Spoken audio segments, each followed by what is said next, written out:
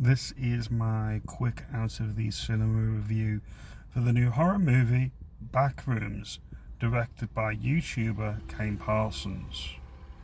What do I think of this movie? First of all, the lead character, played by Chiwetel Ejiofor, British actor, is very well played.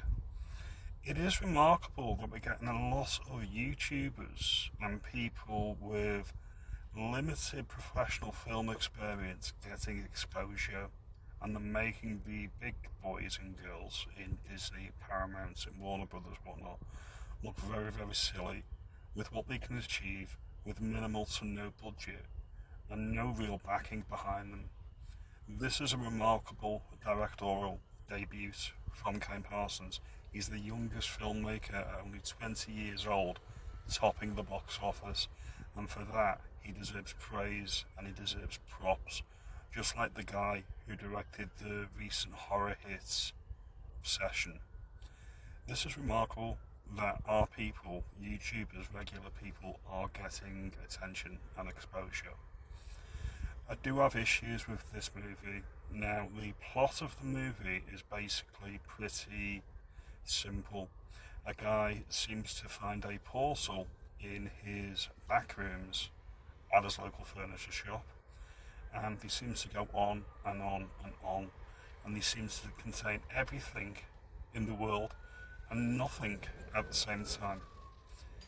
It's really trippy, and this is the thing with a horror concept like this, when you're dealing with absurdism and abstract and things not really pinned down in any defined way, is you can get really trippy and you can get really crazy really quickly, and it is disorientating, and that's by design, and it can be pretty scary.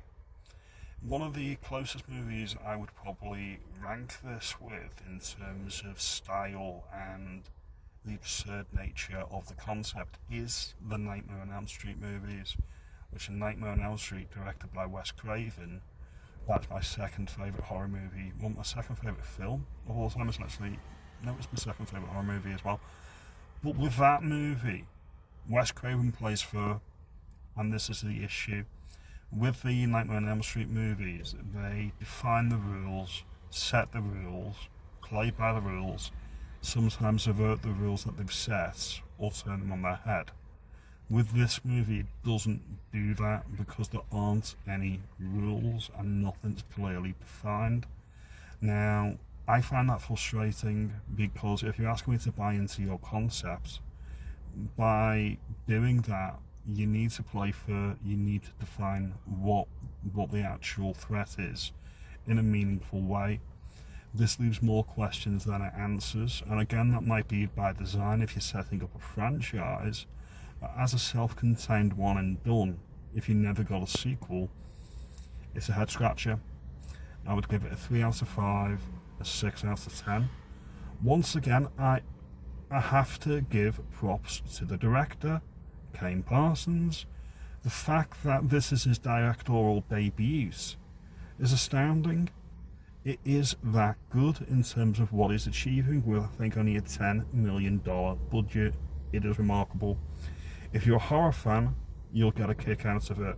If you're not, and you're in the mood for morbid curiosity, be afraid. Be very afraid. You're likely going to be extremely disturbed by what you actually see in the movie. There's some really bonkers out there visuals. The aesthetic is pleasing. It's well played by all the primary actors. Go see it. Support young filmmakers, support the independent-minded filmmaker, because as they say, you don't need 200 million, 300 million pounds or dollars to make a good movie. You need a dedicated team, and you need filmmakers that are just good enough. And this isn't just good enough, as I say, it's astounding. Thank you for your time. I'll see you in the next video.